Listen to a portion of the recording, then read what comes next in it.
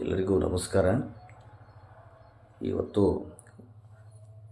ಕನ್ನಡದ ಕಂಚಿನ ಕಂಠದ ಕಲಾವಿದರಾದ ಸುಚೇಂದ್ರ ಪ್ರಸಾದ್ ಸರ್ ಅವರ ಧ್ವನಿಯ ಅನುಕರಣೆಯ ಪ್ರಯತ್ನ.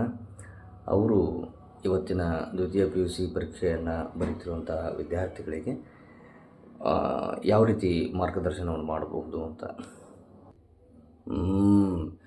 ಎಲ್ಲರಿಗೂ ಈ ನಿಮ್ಮ ಸುಚೇಂದ್ರ ಪ್ರಸಾದ್ ಮಾಡುವಂತಹ ನಮಸ್ಕಾರಗಳು.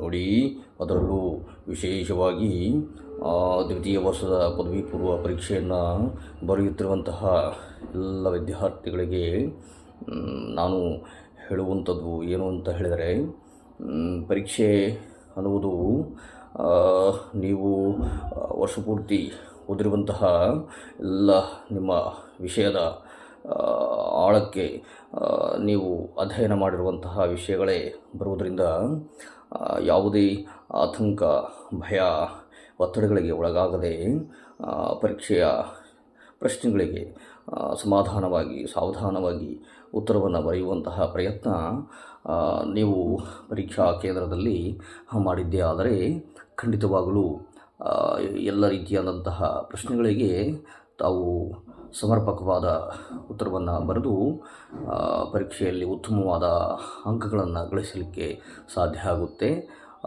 ಹಾಗಾಗಿ ಒತ್ತಡ ಬೇಡ ಅನ್ನುವುದು ನನ್ನ ಒಂದು ಸಲಹೆ ವಿದ್ಯಾರ್ಥಿಗಳಿಗೆ.